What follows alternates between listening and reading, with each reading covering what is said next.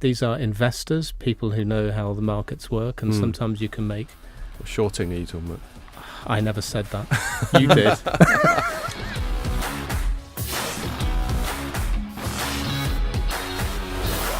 Hello and welcome to another Telecoms.com podcast. I'm joined this week I say only, but obviously it's a massive treat. I hear you. By Ray three. Lemaitre, the editor of Light Reading, because Ian's been dicking about in Italy and Jamie's been dicking about in South Africa, on which we might talk more later. So what are we going to be talking about? So we'll probably talk about AfricaCom, where Jamie's been, and also Way from my team. Although also your team, actually, in this capacity, has been over there. Way's on everyone's team. Team player. He's a team player, yeah. So we're going to talk about that. We're going to talk about Telecom Italia and some of the boardroom shenanigans that have been going on there. I might talk a little bit about Ofcom fining E and Virgin Media that I just wrote about earlier on today. And Ray, there's been a bit of sort of stateside M&A and that sort of thing that you've been covering on Light Reading, so we might cover that as well. And just to remind you that if you're watching this on the website or on Facebook or YouTube now, apparently, you can also listen to it on SoundCloud or iTunes, and if you listen to it, you can watch it on all those things that I just said a minute ago. Before we start, you might have heard that Ray has a bit of a cold, so I got you this. You got him. You've got him a little. You have to try it right now, though. Little energy thing. No, it's a ginger shot. Ginger shot. A ginger shot. You have to try it. I don't know. I don't know if he needs a ginger shot. He looks halfway there anyway. This will turn me right. So this full could carrot be top. I'll put the rest of the podcast on hold while Ray has his ginger shot. You don't have to take it all. Tell me that now. Oh, it's effective, right? But it's extremely potent. Right, that was a cruel thing to just lay on him without any warning at all. No, what are you going to do? Let's make it a weekly thing in the podcast. This reminds me of when I was 7. We should make it a regular thing on Drink the that, podcast. son. Like All a right. sort of, I'm a celebrity. Ray has to try random stuff on the podcast. Spill your gut. Exactly. Good job, I like ginger. God knows what bizarre foodstuffs you'd get from your native country. Yeah, no, some kind of invertebrate English, or other. Yeah. Anyway, so let's start off with AfricaCom. So neither of us have been over there, obviously, because we're still here, and those who have been over there are currently flying back. But we've been editing stuff. I'll start off with mine. Jamie's actually been very productive. Fair play to him. Writing a nice lot of stuff, and most of his stuff's been quite analytical. So he's been sitting in on the keynotes, and he's been chatting to people on the show floor. AfricaCom, for people who don't know, is one of the bigger events. It's run by our parent company, Informa, and it's the biggest telecoms event in Africa, I think. Yeah, about 14 to 15,000 people. It's the 21st edition, apparently. 21st edition, so they've been doing it quite a while. And it's really interesting because it's obviously continent specific, as the name strongly implies. And so you get some different perspectives. We're used to talking about telecoms from a UK point of view and whatever considerations we have here. You know, we're all banging on about 5G, which we may bang on about yet further in a bit. We'll see how time is kind to us. And in Africa, obviously, they're thinking about that sort of thing, but then they have other considerations, such as, you know, a lot of Africa's rural. So that there are sort of coverage considerations. The business models could be a little bit different. The average revenue per user, ARPU, is much lower. So there's all sorts of considerations there, and I thought Jamie did a good job of just summing up some of those considerations and asking our readers to sort of have a little rethink about how they would view Africa as a telecoms continent, rather than perhaps the most obvious way is of it being the continent where there's perhaps the least sort of revenue potential, ARPU potential, that sort of thing. So I thought that was interesting. What about you, Ray? Have you been checking some stuff out from there? I have, and you know, the low ARPU is definitely a thing, but that doesn't mean that companies can't make money, and we've seen this over the years in India as well, that it's possible to, you know, obviously scale helps, but money can be made, and we see that from the main African operators now. I think it's an incredibly interesting region. You have to look at it in that sense. It's about 50 markets. Yeah. And some of them are very small and some of them are very underdeveloped. But you have this incredibly wide range where you've got the first Africa 5G tests going on right now with MTN is doing this in South Africa. At the same time, not too far away. In some of the other markets, you have no 2G coverage whatsoever Wow. in some parts of the country, depending on which country that is. And so at AfricaCom, I know this week that they've discussed all manner of things that are being discussed as next-gen technologies in lots of different ways. There are all the aspects of 5G. There was a big blockchain panel discussion at AfricaCom. So they're talking about all the same things. And AI was absolutely massive. The AI summit was there for the first time. And, of course, these are all relevant. Everybody should be talking about these things. But I think, what... and I know this was still discussed, quite extensively, connecting the unconnected, bridging the digital divide, all of these things. And what's very clear, and I noticed this actually about a month ago, following the TIP summit in London, where one of the senior executives from NTM came along and presented how they were looking at using some of this new breed of infrastructure to build out networks in a slightly different way, and that got the story about that we ran on Connecting Africa, which is the community we run, which is aligned with AfricaCom, got the most reads of any story ever on Connecting Africa, and I know the reason for that, and that's because I think amongst all of the operators and the suppliers and the integrators and everybody in Africa, they look at the world and they go, well, there's 4G happening over there, 5G, etc., but they need something slightly different. They just don't need, you'll ship us over some of the stuff that you're deploying in the US or Singapore or the UK, because it's not really appropriate. You need different, the geographies and the climate mean that you need actually different things. You need different types of power supply. The outside plant needs to be protected in different ways. They need specific kind of types of technology to be deployed there. And I think in some ways that's what is often forgotten and sometimes missing when stuff is offered to the African markets. Yeah, it's a really fascinating. The when I do get to delve into it a bit, it's incredibly fascinating. And also, of course, let's not forget that Africa is the continent that really is probably far ahead of anywhere else in terms of developing and commercializing the kind of mobile finance applications. I was just going to talk about that myself, because that's one of the narratives I find most interesting. Obviously, there's plenty of parts of Africa that are developed and there's plenty of money around the place, but a lot of the population of Africa is quite rural, unbanked, and unbanked. Yes, that's one way of putting it. And that's as having been a sort of covering prior to this smartphones and now more the sort of network side. One of the things that's always enthused me the most about this overall sort of mobile market is how democratizing it is and how empowering of the individual it is. Very much so. So if back in the old days, if you're dependent on this quite rigid infrastructure, like you have to be able to walk into a bank and write checks and do all these things in order to get some basic financial services. If now everything can be done on a smartphone through a touch screen, you don't have to be able to get anywhere. Let's say you live in the middle of nowhere. Even if there was a bank in the nearest town, if that's sort of 100 miles away or whatever.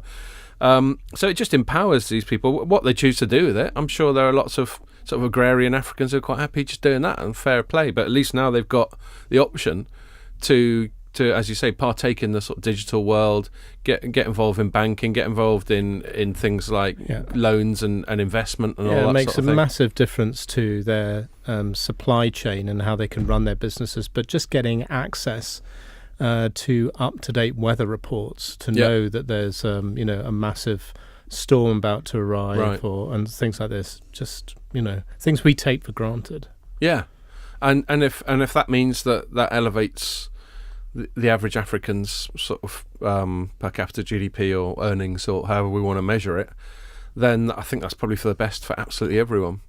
So it'd be a good news story all round, and that's why I agree. Sort of covering this stuff has a unique thing, and it's also anytime covering somewhere as utterly different to the UK as that, it's just a little reminder of how small we are in the great scheme of things, and how much other stuff there is going on. Absolutely. So that's all good. But can't you you can fit China, North America, and South America within Africa, in terms of possibly. I doubt North America, insane. including Canada. That's pretty big. I think so, actually. Surprisingly, it's I suppose it depends. Sometimes those maps can be a bit confusing because they make Canada look. They shrink Africa. Really big. So it fit, But yes, massive continent, as as Jamie and Wei have been finding by the 11-hour flight or whatever that it takes. In the same time zone, but it's just a long way away. It's like an hour behind. Yeah. Look forward to hearing about some of the larks they got up to as well. There's usually some fun to be had. I was talking to some other people who remain nameless on the Informer floor, and they reassured me that some of the correspondence they've had with their colleagues out there, they've sounded a bit worse for wear. Good stuff. Keep it going. But having said how great it is to talk about other parts of the world, I'm going to bring it back to boring old Europe anyway, because that's where it's all kicking off. Telecom Italia, Tim to its mates, and so they just got rid of their CEO, a chap called Amos Genish, who was brought in earlier on this year. That doesn't sound Italian. No, he's Israeli. Oh, there you go. But it's apparently not a prerequisite of being at Telecom Italia that you be Italian. Right. Just like we allow people from other countries into Telecoms.com, Pierre. That's me and Ray then. Technically. Well, Ray's borderline. He's just got a foreign surname. Hybrid. Yes. So yes, just a brief recap. At the start of this week, on Sunday, there were rumours that Amos Genish was going to get chucked out. They denied those rumours, and then 2 days later, chucked him out.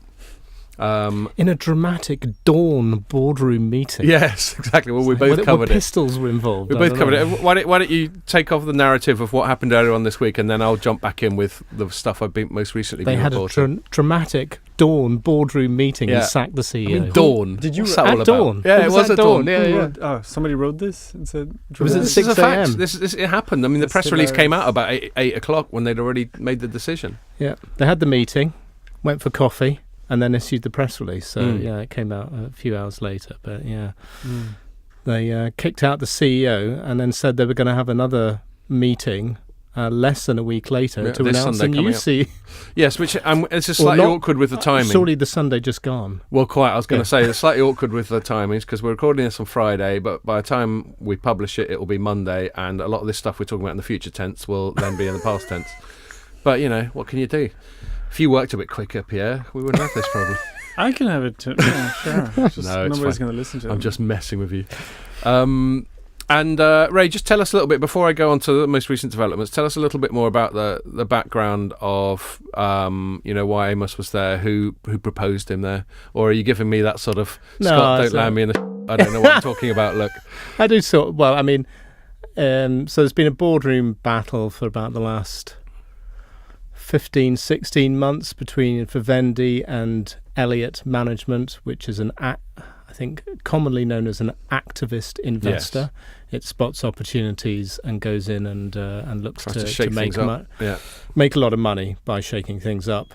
And I think Elliott is pretty keen on divesting some of Telecom Italia's assets, particularly the access network, and thinks it will derive greater shareholder value doing so.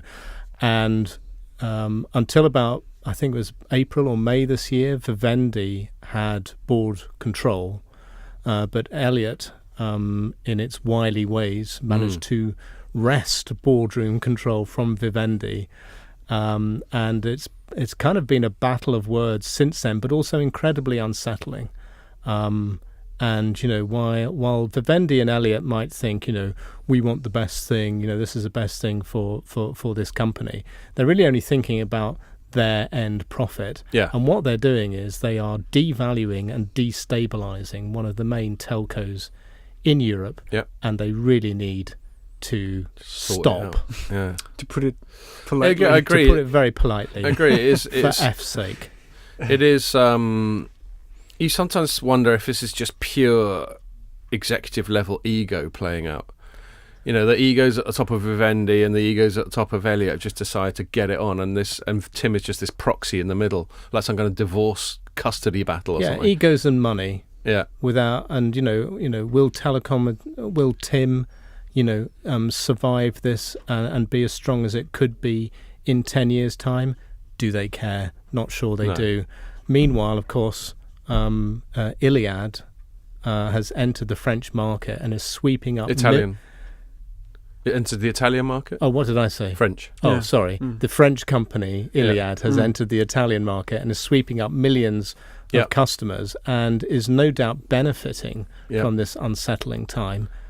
And it just makes it even more ridiculous. And the funny thing is, of course, an activist investor is in there because they bought a stake in the company and they're hoping the value of that stake will go up. And pretty much everything they seem to have done since doing that has driven it in the opposite direction. Well, these are investors, people who know how the markets work, and sometimes you can make... Shorting, are you talking about? I never said that. You did. Right, okay. Who knows? You heard it here I first. don't know. And there might be some other things that you heard here first, although by the time this goes out, probably not. But anyway, I'm over it. I'm over it.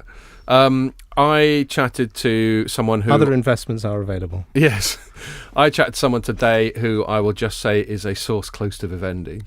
And It's Mrs. Vivendi. Yeah. Yes, Mrs. Vivendi. And they said he better make sure he gets home on time tonight because I've got dinner ready. No. And I just nearly made Ray gob his water all over the floor.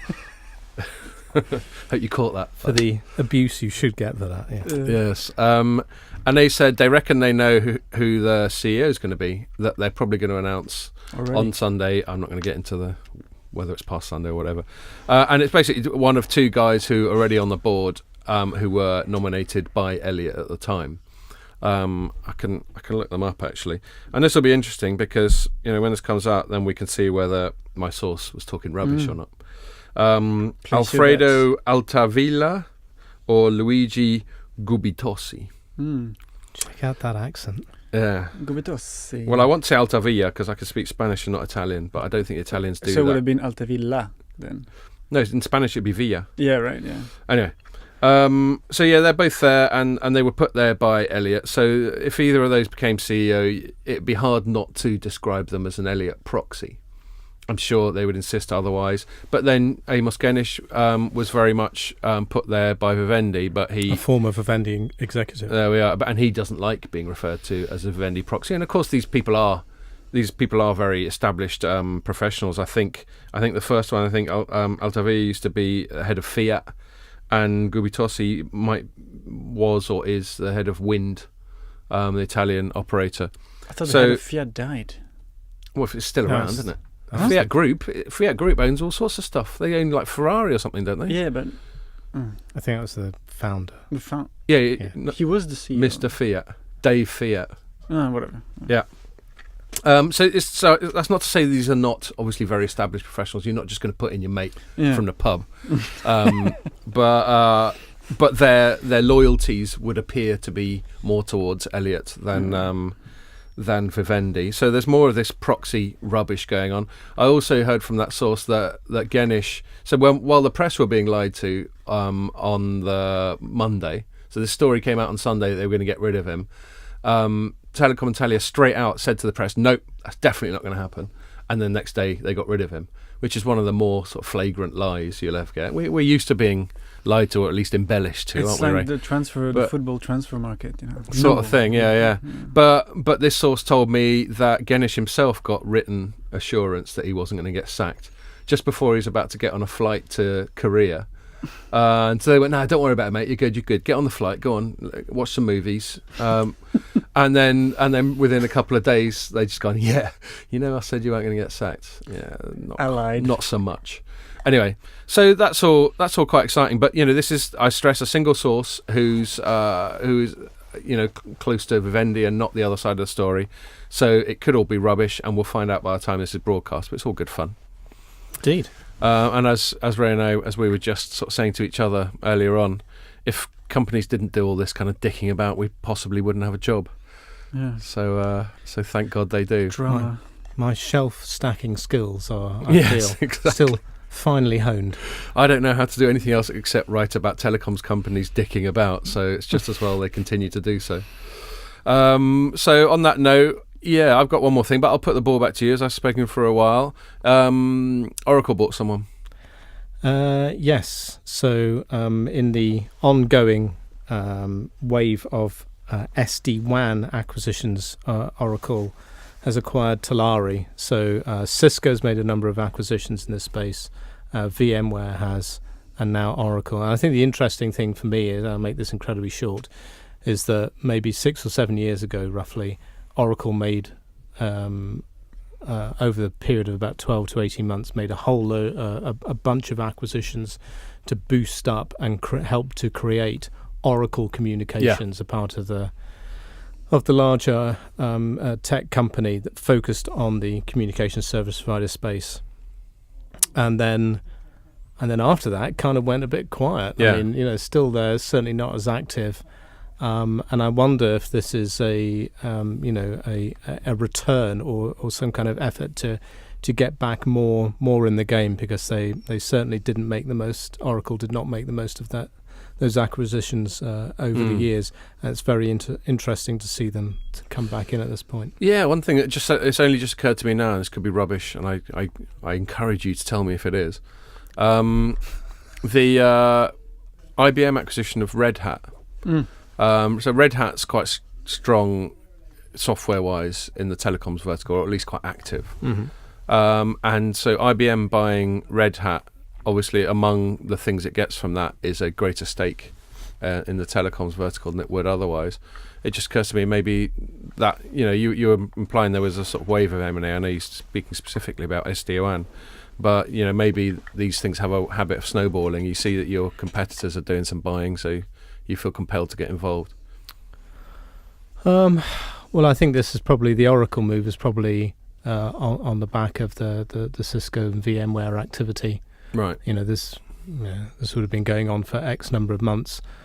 But I think, ongoing consolidation between what would have traditionally been IT companies and telecoms companies. I mean, Red Hat is not a telecoms company, but it's going to play a bigger role in the telecom space as telecoms companies essentially become connected cloud companies. Yeah. I think we're going to see a lot more consolidation, that's for sure, as we have done for the last 10, 15 years, really. Yes, indeed. But as you say, even more so across that, the dividing line between IT and telecoms is becoming ever more blurred. Yeah. Is that where, so you said specifically SD-WAN, which is software-defined wide area network, is that right? Look at me knowing my acronyms. VMS. Very STFU. Is that symptomatic of it? The fact that this, what seems to be a relatively narrow sort of arcane field, but that there's a lot of M&A involving SD-WAN, is that symptomatic of what we're describing of IT and telecoms merging? I mean, I guess so. When you say arcane, well, it's for most people. So I'm quite impressed that I even understood what that meant. What, most SD-WAN? People, if you sort of said software-defined WAN, they'd be like, and. So that's what I mean by arcane. It's sort of quite niche, quite techie. Right. In the great scheme of things. Perhaps not to you, because you live and breathe it. Yeah, I guess so.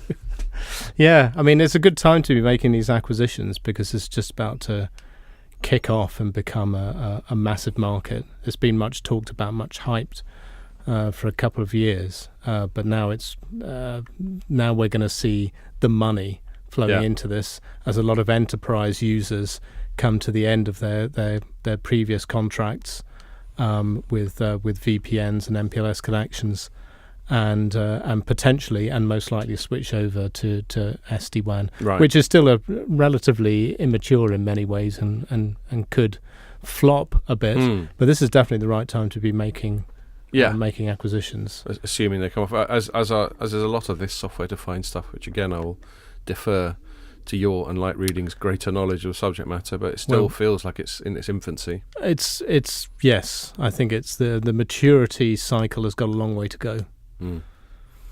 Okay, cool. What else? So yeah, Ofcom. I wrote a story today. It was sort of in the mainstream news. I was alerted to it actually just by hearing it on Radio 4 when I was having my coffee this morning. In between talk of Brexit and resignations and and all that Brexit, sort of I've thing. heard of this thing. Yes, it does crop up.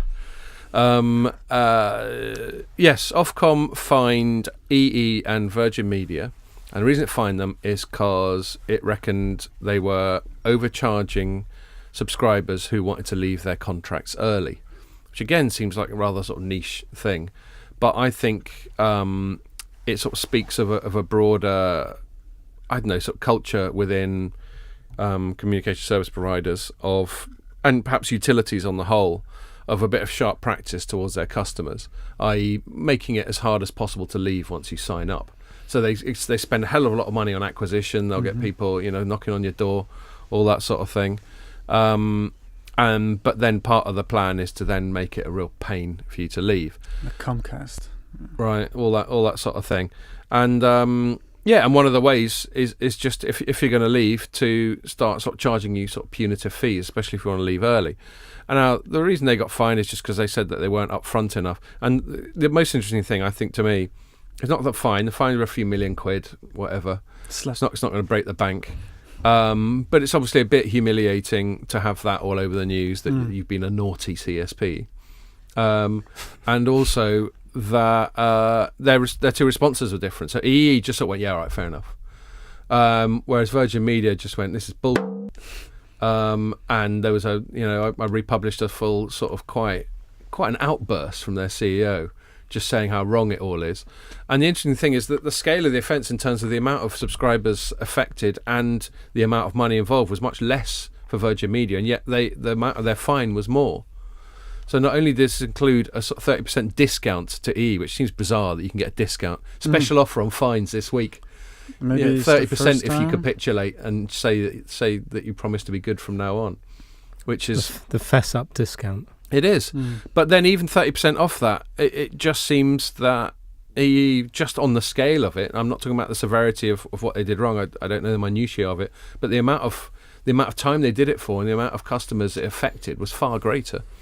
So I thought perhaps Virgin Media had some reason to feel a little bit hardly done by. They're on probation and all that. Yeah, well, and they've got to be good from now on. So yes, that was interesting. Well, look, I think we've been about half an hour. I know Ray's got important grown-up things to do in a few minutes. Just to finish the ginger. He's finished the ginger, man. There's a little bit left. He's still shuddering. He's still dabbing his eyes. That's the best part. Unless there's anything sort of that you desperately wanted to bring up before I'm we sweating knock it on the head. inside of my eyeballs. This is some serious stuff. Oh, the only other thing I would mention is that Cisco's results came out this week, and it looks like they are back in their groove. Right. The numbers are all good, are they? The numbers are good, stronger than expected.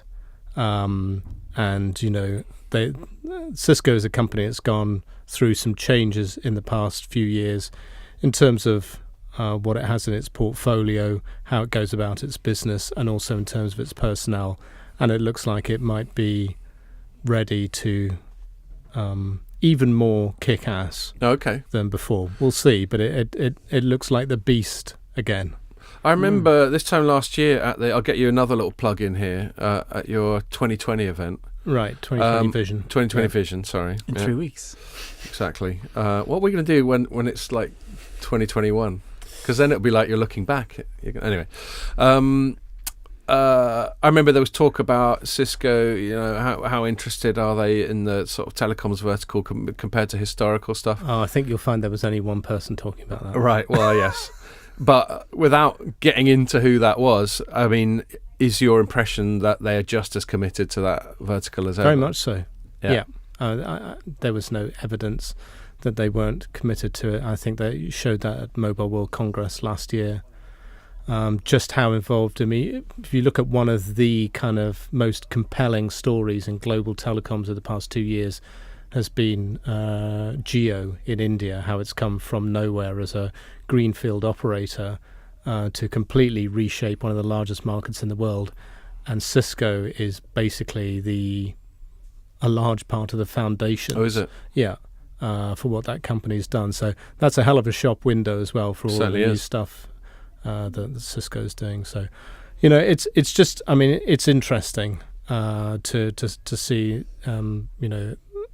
them looking a bit stronger. That's kind of my sort of brief assessment of it, and this is across enterprise, but also the service provider space as well from the Cisco perspective.